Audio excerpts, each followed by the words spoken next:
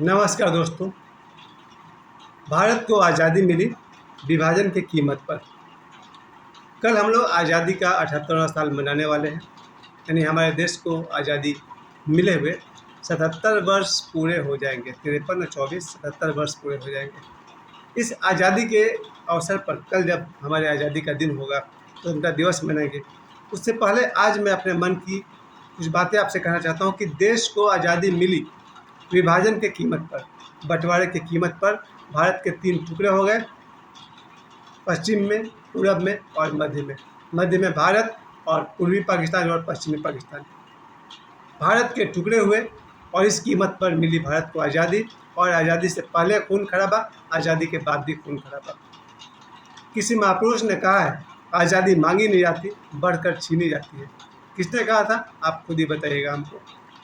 आज़ादी मांगने का सबसे बड़ा कारण तो सिर्फ ये रहा कि भारत में गद्दारों की कमी नहीं थी, आज भी नहीं है।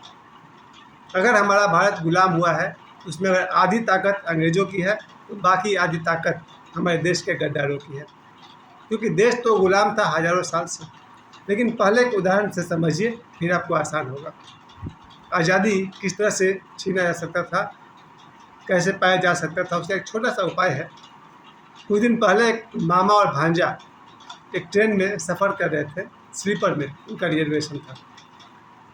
तो पहले भांजा आया अपना बैग वगैरह पीठ पर रखे हुए और अपने बर्थ के पास पहुंचा और वहाँ देखा, वहाँ पहले से कोई आदमी लेटा हुआ है। धनबाद से मुंबई की ट्रेन समझिए, हावड़ा मुंबई मेल समझिए।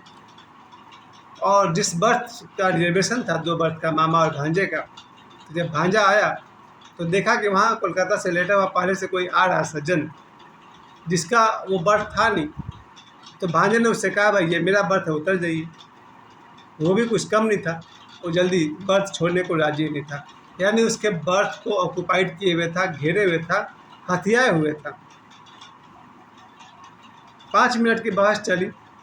भांजा कन्विंस कराता रहा कि भाई मेरा बर्थ है, छोड़ दो मेरा बर्थ।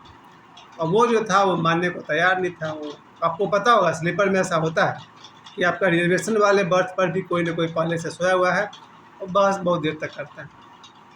बस कुछ ही देर में उसका मामा भी आ गया। वो मामा प्लेटफार्म पर अपने कुछ रिलेटिव से बात कर रहा था। जब ट्रेन खुलने का समय आ गया तो मामा ट्रेन में इन करके अपने बर्थ के पास आ गया। तो भांजा था, वो उस आदमी को भी समझा ही रहा था। तब तक मामा वहाँ पहुँचा। मामा ने एक लाइन में बात को सुनी। वो आदमी भांजे को उसका बर्थ देने को तैयार नहीं था। मामा ने जोरदार 4 झापड़ रसीद किए। जब 4 झापड़ उस आदमी को लगा तो उसके बर्थ से हट गया। फिर मामा और भांजा अपने अपने बर्थ पर सो गए। वो आदमी जिसका वेटिंग में टिकट था, नीचे गमछा बिछा करके लेट गया। भांजा था 5 फुट का, मामा था 6 फीट 3 इंच वाला, और जो बर्थ वाला आदमी था वो एवरेज था। तो जो भांजा अपने बर्थ को आज़ादी नहीं दिला सका, तो मामा ने दिला दिया। मामा के 4 झापड़ और वो आदमी बर्थ छोड़ के हट गया। ये तरीका होता है आज़ादी पाने का। अगर उसके बर्थ को कोई ऑक्यूपाइड कर लिया, मामा ने 4 झापड़ लगाए, सीधा कर दिया। अगर उसी तरह से भारत में जब विदेशियों का आक्रमण होना शुरू हुआ, इस भारत के ऐसे ऐसे वीर हुए हैं जैसे अश्वत्थामा, वीर बजरंगबली, भीम, इवन दुर्योधन, दुशासन, कोई कमज़ोर लोग नहीं थे। अगर आप उन्हें एक पौराणिक कथा मान के चलते हैं और अगर आप उन्हें ऐतिहासिक मान कर चलते हैं, दोनों हालत में अगर भारत में कभी वीर हुए हैं और उन वीरों के रहते हुए 12वीं शताब्दी के आसपास में बाहर से कुछ आते हैं, गुलाम वंश वाले मुसलमान और कौन कौन लोग आते हैं और भारत को गुलाम करते। याद रखिए, भारत के साथ क्या हुआ था। भारत 12वीं सदी के बाद बाहरी आक्रमणकारी लोग जो थे, वो लोगों ने देखा यहाँ पर सोना बहुत है, तो मसाला बहुत है, तो क्या क्या भारत को लूटने आ गए। उनका अपना देश तो कमज़ोर था, न उनके पास अनाज होती थी, न उनके पास सोना चांदी था, न धन दौलत था। तो कुछ लोग उसमें से थे जो अपने परिवार के साथ संतुष्ट थे, अपने काम धंधा के साथ संतुष्ट थे। लेकिन कुछ लोग थे जो इतने लालची थे, एग्रेसिव थे, वो लोग भारत में आए और कैसे कैसे भारत में घुस गए और धीरे धीरे हमारे देश में गुलाम वंश की स्थापना हुई है। 200-400 साल तक तो उन लोग का ही राज चलता रहा। कलकत्ता से घुसते गए। फिर उस समय यहाँ पर जमींदार हुआ करते थे और धीरे धीरे वहाँ पर ये नवाबों का वंश भी चलने लगा, नवाबों का राज चलने लगा। इसके बाद अभी तो मुसलमान यहाँ थे ही, तब तक 17वीं शताब्दी के आसपास में 17 और 18 17वीं शताब्दी के आसपास में अंग्रेज़ों का एंट्री हुआ। जब मुग़ल बादशाह आखिरी बहादुर शाह जफ़र साहब थे, उस समय तक अंग्रेज़ों का एंट्री हो चुकी थी। अंग्रेज़ भी निकले महालालची, अब उनको लगा बाकी हम लूटेंगे। तो पहले से तो ये सब तैमूर लंग, चंगेज़ खान और कौन कौन बाहर से सब आते थे, लूट ही रहे थे भारत को। तब तक अंग्रेज़ों की एंट्री हो गई और उन्होंने भी भारत को लूटना शुरू कर दिया। अंग्रेज़ों ने देखा कि भारत को लूटने में सबसे बड़ा बाधा यही है, मुसलमान। अब उन्होंने गद्दारों का सहारा लिया और एक एक करके धीरे धीरे जो जहाँ के नवाब थे उनको ख़त्म करना शुरू किया। नवाबों के साम्राज्य को अंग्रेज़ों ने जीतना शुरू किया। एक बात को तो मैं अभी भी कहूँगा, साफ साफ कहूँगा, अंग्रेज़ों के 2 सिक्के के लिए, 4 सिक्के के लिए भारतीय अपना ईमान बेचते थे और उन्हें उनका मुखबिर बनते थे, खबरी बनते थे। अंग्रेज़ों का जमकर साथ दिया भारत के गद्दारों ने, जिसके कारण आपने सुना होगा जालियांवाला बाग कांड में जो गोलीबारी हुई है, या फिर आपने सुना होगा चंद्रशेखर आज़ाद जब वॉलफेड पार्क में बैठे हुए थे तो अंग्रेज़ों को खबर किसने की थी? भारतीय मुखबिर ने किया था, भारतीय खबरी ने किया था, गद्दार ने किया था। उसी तरह से 1971 में 14 जनवरी को छतरपुर मध्य प्रदेश, वहाँ से जब वहाँ पर कुंभ का मेला नहीं कहिए, मकर संक्रांति का मेला में सभा आयोजित हो रही थी, देशभक्ति सभा आयोजित हुई थी, तो वहाँ भी खबरियों ने खबर कर दी अंग्रेज़ को। अंग्रेज़ों ने घेर करके गोलीबारी की, जिसमें 21 लोग मारे गए और 24 लोग घायल हो गए। ये तो छोटा मोटा आंकड़ा बताया जाता है। उन्हें खबर कौन पहुँचाता था? भारत के गद्दार। अगर 1947 तक आते मैं 1905 की बात कर लूँ, 1905 के आसपास आते 8-9 वर्षों में भारत इतनी तरह से ग्रसित हो गया था। अंग्रेज़ों की ताकत बढ़ गई थी, क्योंकि अंग्रेज़ों के जो हवलदार थे, जो सिपाही थे, वो कौन थे? भारतीय थे। मंगल पांडे जिस ग्रुप में आप थे, मंगल पांडे खुद क्या थे? भारतीय थे, पर किसके लिए काम करते थे? अंग्रेज़ों के लिए। मंगल पांडे के साथ बहुत सारे हिंदुस्तानी थे, किसके लिए काम करते थे? अंग्रेज़ों के लिए।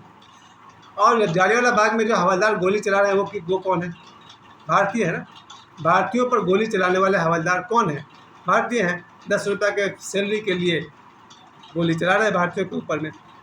तो भारत को बर्बाद किया भारत के गद्दारों ने, भारत को लूट रहे थे अंग्रेज़। सीधा सीधा मुकाबला मुश्किल था। अगर हमारे देश में सुभाष चंद्र बोस भारत की तरफ से लड़ते हैं, भगत सिंह लड़ते हैं, चंद्रशेखर आज़ाद लड़ते हैं, तो उनके मुकाबले अंग्रेज़ कमज़ोर तो थे नहीं। और अंग्रेज़ के साथ साथ भारतीय गद्दार भी अंग्रेज़ के साथ थे। मुझे भी लगता है कि अंग्रेज़ों से जीतना मुश्किल था, क्योंकि भगत सिंह, चंद्रशेखर आज़ाद के पास कितना भी हथियार हो, गोली बंदूक हो, उससे ज़्यादा अंग्रेज़ के पास थी। और साथ ही में अंग्रेज़ के पास थे भारतीय गद्दार। कुल मिला के पल्ला अंग्रेज़ों का ही भारी पड़ने वाला था। मैं जो भी कह रहा हूँ मेरे विचार हैं, इसका इतिहास से सीधा कोई संबंध नहीं है। लेकिन मुझे लग रहा है सुभाष चंद्र बोस, चंद्रशेखर आज़ाद, भगत सिंह जीवन भर भी लड़ते रहते तो अंग्रेज़ों के सामने टिकना मुश्किल था, क्योंकि अंग्रेज़ के पास इनसे ज़्यादा हथियार था, इनसे ज़्यादा आदमी थे, ज़्यादा उनके पास अच्छा ऑर्गेनाइजेशन था। भारतीयों के पास सबसे बड़ी कमजोरी थी भारत के गद्दार, जो हमेशा से रहे हैं, आज भी हैं। 2024 में भी भारत में से गद्दार हैं जो अपने भारत के दुश्मन हैं। खैर, किस तरह से भारत को एक किया गया और इसमें जिन महापुरुषों का नाम लिया जाता है, मैं भी कहता हूँ महात्मा गांधी, जिन्होंने पूरे देश को एक किया। उसके बाद उसी समय 1929 के आसपास में जो मुस्लिम लीग की स्थापना हुई है, जिसके अध्यक्ष थे मोहम्मद अली जिन्ना।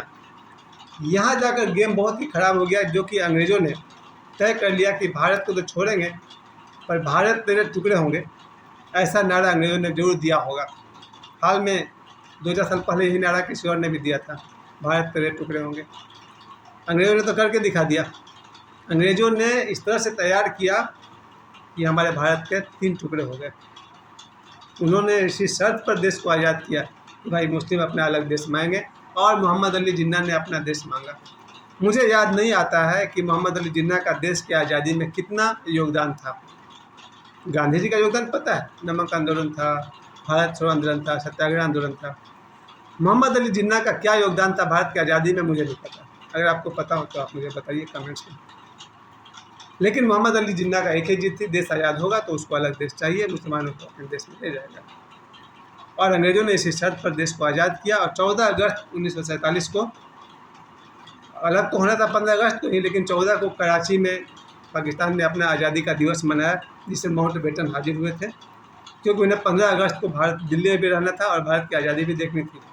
यही माउंट बेटन एक तरफ दिल्ली में, एक तरफ पाकिस्तान में, दोनों जगह आज़ादी का जश्न मनाने पहुँचे हैं। आज़ादी तो मिली, आज़ादी के जश्न के बाद शुरू हुआ बंटवारा और विभाजन का दंगा। भारत पाकिस्तान के बंटवारे से पूर्वी पाकिस्तान और पश्चिमी पाकिस्तान, इस भाग दौड़ में 25-30 लाख लोग मारे गए। तब गांधी जी को अनाउंस करना पड़ा था कि जो मुसलमान यहाँ रहना चाहते हैं वो रह सकते हैं। मेरी बात यही पूरी होती है। एक बार फिर से कल 15 अगस्त 2024 हम सभी को, आप सभी को स्वतंत्रता दिवस की हार्दिक शुभकामनाएं। जय हिंद।